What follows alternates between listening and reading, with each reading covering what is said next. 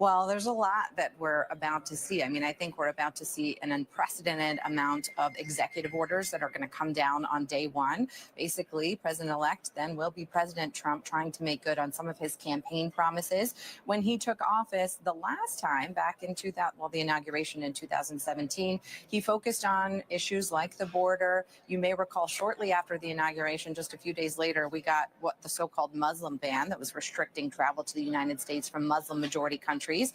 Those types of executive orders, of course, got tied up in the courts. The Muslim ban made it all the way up to the Supreme Court after various iterations. So I think we're going to see a lot of that today out of the White House. And we may see some very quick moves on the other side trying to get injunctions against some of these legal moves that he's going to make. But we also saw a bit of a parting shot from the current president, Joe Biden, this morning, issuing those pardons. And I'll tell you guys, we don't really know the extent to which these types of preemptive pardons are valid. Of course, we saw President Ford do it with Nixon, but it's something to keep an eye on in the coming days. No doubt about it. All right, Katie, we'll see you in a little bit. Thank you so much for joining us with the coverage there as we see more and more of the guests there at the Senate and the presidents, plural, on their way now down Pennsylvania Avenue on what would have been a parade route. Would there be a parade later today? But of course, everything, including what would have been the outdoor parade, being moved indoors. One thing is that you can get closer shots of everybody if there's a bright spot in all of the changes. Also saw Senator Bernie Sanders in there. You will not get the meme of him with the big mittens this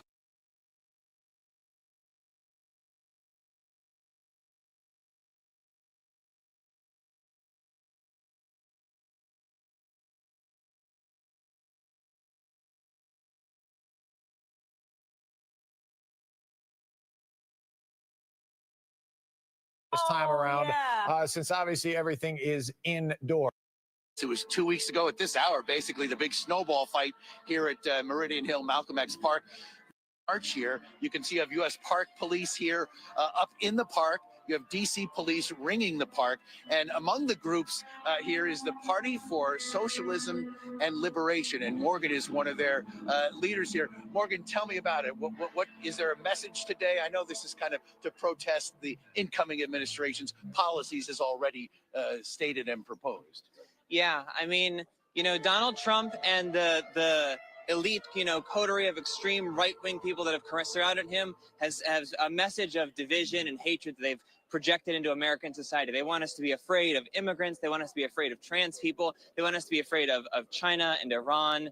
And our message is against all of that. Our message is one of unity. Our message is one of solidarity and brotherhood. And I think what you're going to see here today with our rally is that our message of love and brotherhood is more powerful than that message of hate. And you see, there's a whole bunch of folks here already. What can you kind of take me through the schedule of events? What's going to happen here today? Yeah, so in a couple of minutes here, we're going to have some Colombian dance music from Colombia is going to kick us off. And then at 11, we'll begin to have our program. And there'll be some speeches from different leaders of different communities that are here, from tenants unions and political parties and community organizations. And then after a little bit, not too long because it's so cold, we're going to march. All right. Good luck to you, Morgan. Thank you very much. A lot of police here keeping an eye on things. The folks here, Steve and Marissa, who are organizing several groups, a number of groups here, say they're not expecting.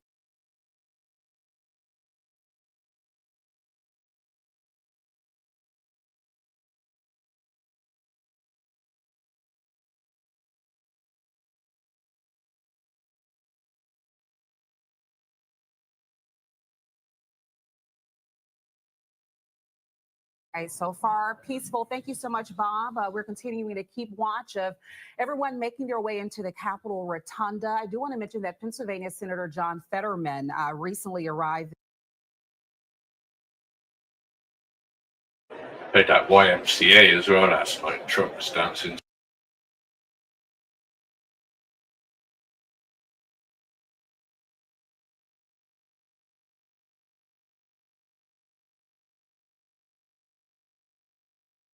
Had lunch with him.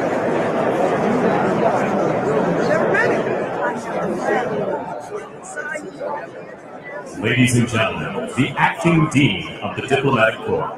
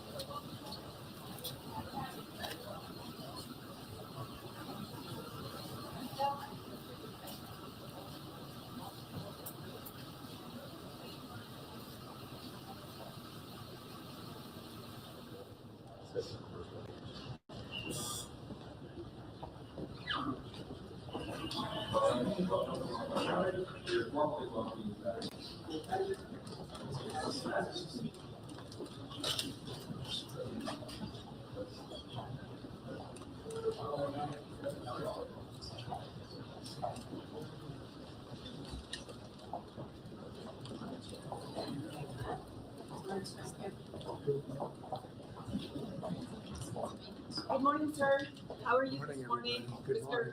Thank you. President Trump, how do you feel? President Biden? Well,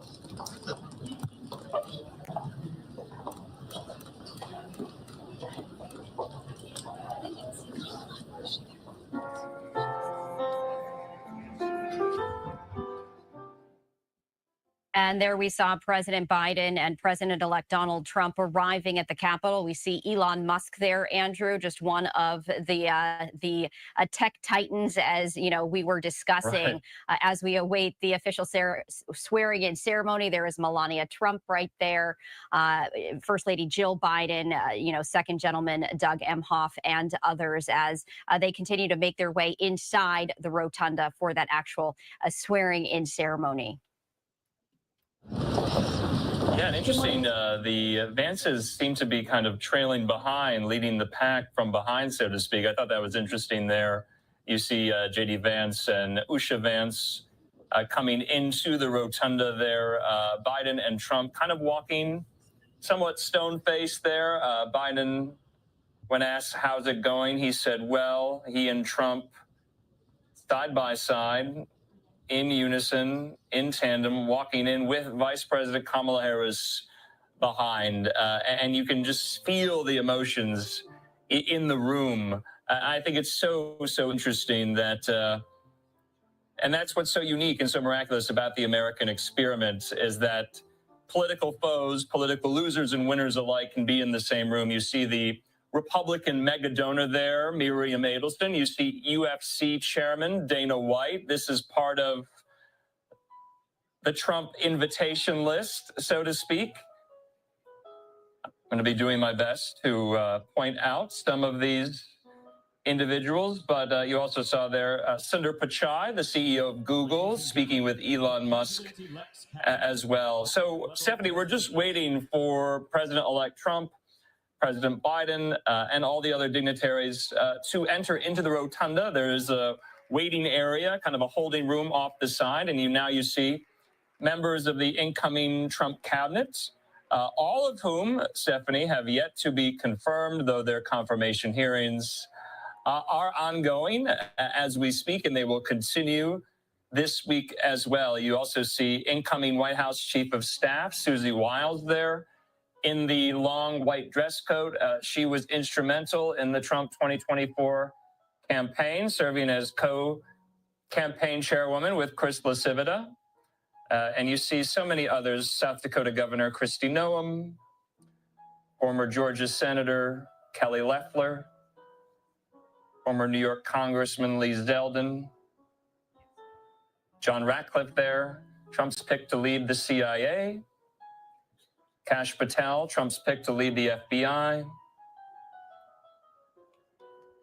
and so many. I believe that's Vivek Ramaswamy, Kevin Hassett as well, and Tulsi Gabbard. So all of the incoming Trump cabinet members are seated behind the principals there on the dais, which I think is an interesting choice. Yet they will serve out, if confirmed, the Trump cabinet there, Susie Wiles speaking with Tulsi Gabbard. So it's just really interesting. I mean, Stephanie, if you think about it, we're going to be talking about these names a lot, you and I, on Live Now from Fox for the next 4 years. I also recognize there to the right, Tucker Carlson in the rotunda. There's Robert F. Kennedy Jr. and so many others, some of whom, Stephanie, you remember, were one-time rivals of Trump on the primary stage, like North Dakota Governor Doug Burgum. But I think I've exhausted my recognition here with familiar faces, but that is a storyline we are going to have to watch in the next couple of days, these confirmation hearings, and whether or not there will be any more hiccups or snags in that process. They've been quite fiery as of late, including with Pam Bondi and Pete Hegseth last week. And truly, you know, Andrew, the power that is inside this room, no matter what side of the aisle you're on, we have seen some Democrats there as well. But this is just one of those moments where everyone comes together as part of this American tradition. And that, of course, is the inauguration, the swearing-in ceremony of Donald J. Trump as the 47th president of the United States. Truly remarkable as we get that inside front row seat, and we're able to share that with our viewers in real time. So many people not able to make the journey to Washington, D.C., but now being part of history in the making. Yes, just for the viewers, that couple there, that was former Vice President Dan Quayle and his wife, the former Second Lady Marilyn Quayle there. So the Quayles are in the house as well. This is fascinating. I didn't know we did have the shot on the very tail end on the right-hand side of the dais. Some of these world leaders, Stephanie, that are here and on hand. The leader of Argentina, Javier Milei. We also know Giorgia Meloni, the Italian prime minister. She is in the house as well. We know the vice premier of the People's Republic of China is here as well. That was the delegation Xi Jinping sent. And of course, former Vice President Mike Pence. Stephanie, I don't think it's lost on the viewers his role in the last 8 years and what he has meant for recent history. Of course, he was the only and the highest ranking member of the Trump administration last time to attend the inauguration because Donald Trump was not there himself. And then, of course, these tech titans, Mark Zuckerberg there, you just saw, the CEO of Meta. To your And as point, we take a Stephanie, look, the Andrew, power as that we is take a look at these concentrated in this room right now, somewhat beyond comprehension. Yes, and you were mentioning just the political figureheads, just the who's who. But as you also mentioned, we have Elon Musk, we have the who's who in the tech industry. The conversations that are happening right now, Andrew, I have to imagine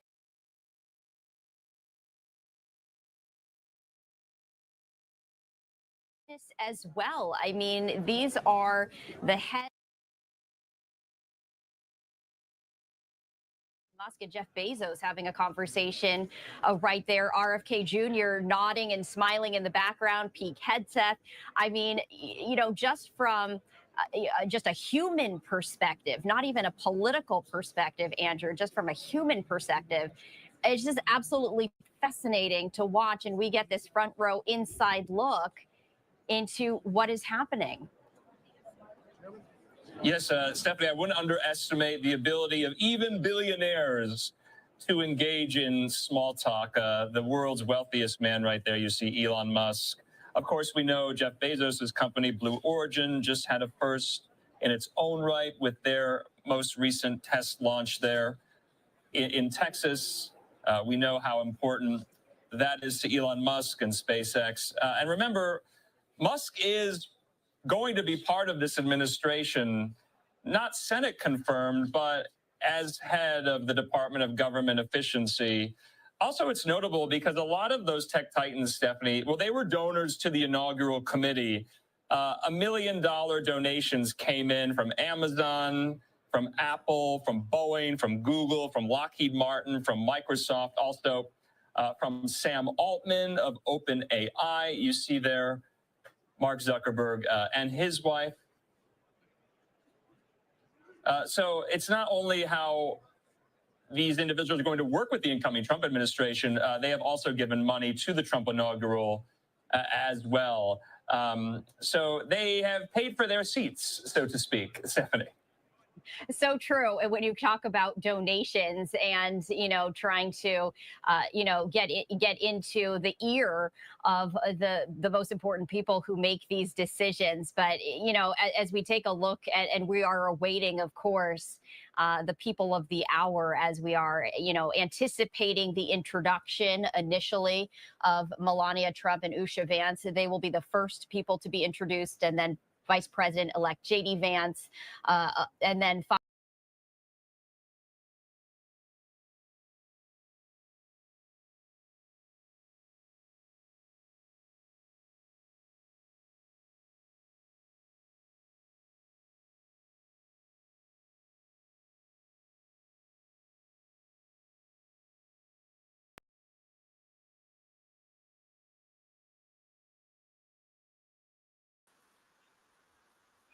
And we're back.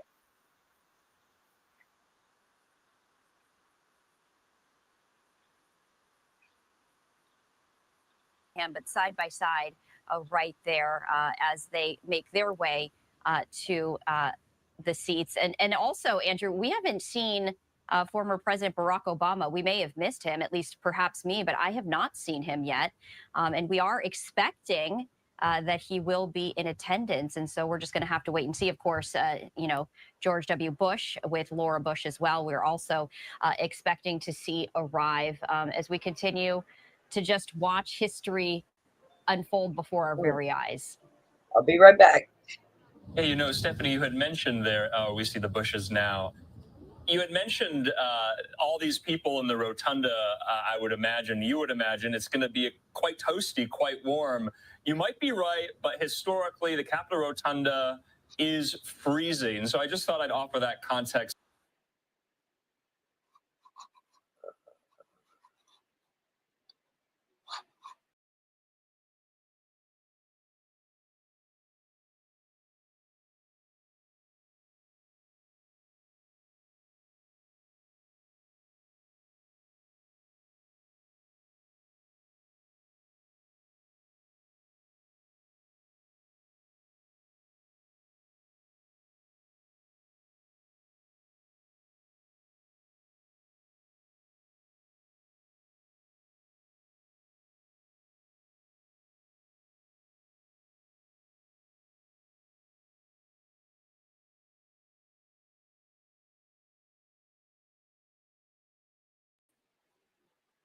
I don't know why Fox struck the string. What idiots. But we got another one. Hold on.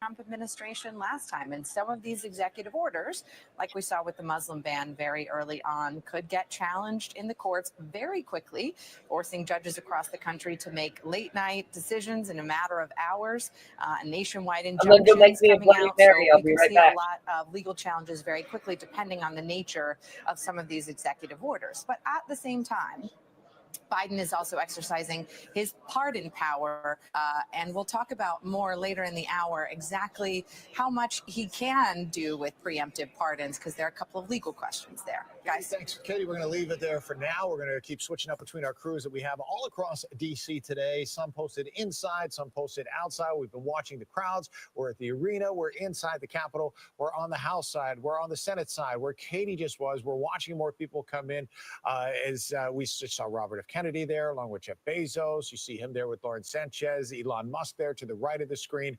I mean, anybody who is anybody in politics right now pretty much is inside the U.S. Capitol, as is Tom Fitzgerald. Technically, Tom's across the street, but close enough, Tom. Good morning. I didn't have a ticket, so I'm over here. Yeah, we're about 10 minutes away, according to the schedule that had been released, from J.D. Vance being announced as the president-elect of the United States, and that is going to be followed soon after by Donald J. Trump being announced as the president-elect. So we are getting now into the glide path of when this inauguration is actually getting underway. It's been fascinating to watch these former presidents walk in here to the Capitol. Now, as you know, they were just together just a few days ago at the funeral services for Jimmy Carter, so they have had recent contact. I do not know if there is any precedent for this, where you had, a state funeral for a former president followed, within just a few days by the inauguration of a president of the United States. So these former presidents have, spent some time with each other. So these will not be agreements between them that have gone long in between. It'll be interesting also as we look towards this ceremony today to see, we talked about the cold.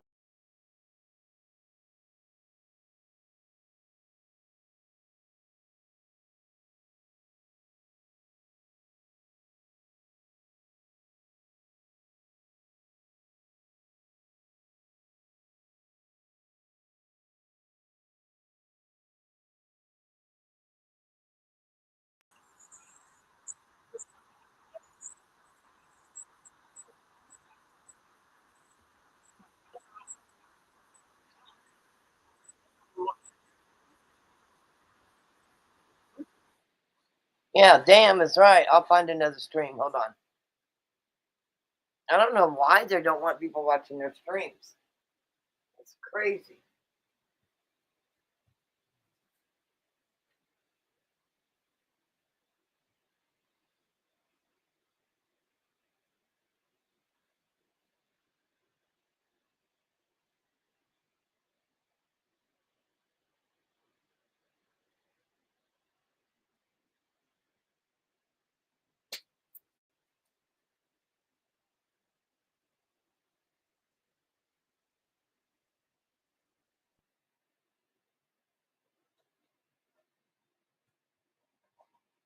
Watch out, Leslie. Move. Move.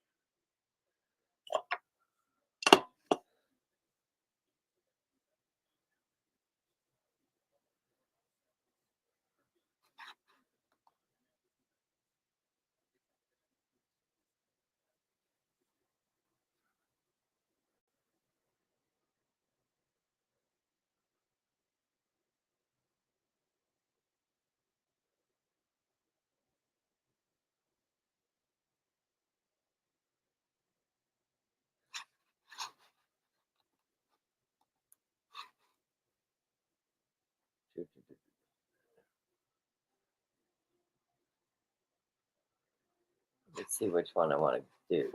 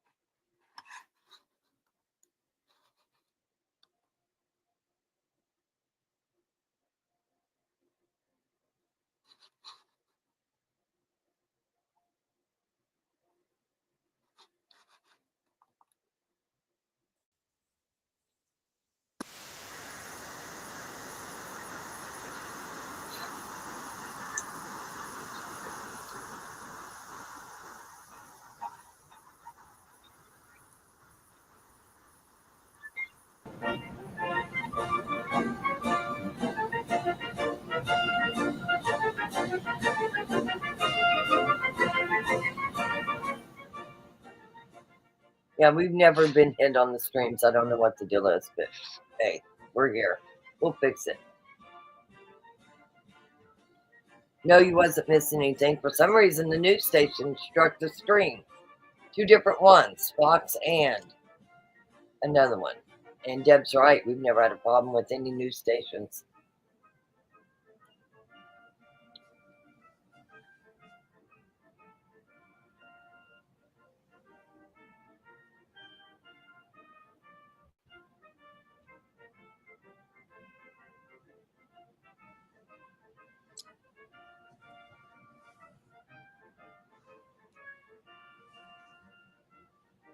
It's awful early to start drinking, but what you got?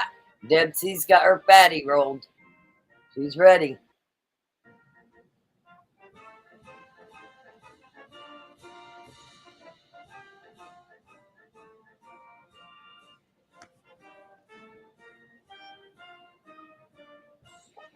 I don't really care to hear the music.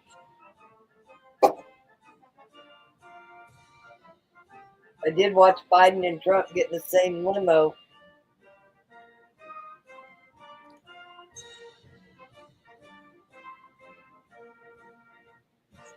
Let's hope this don't get struck.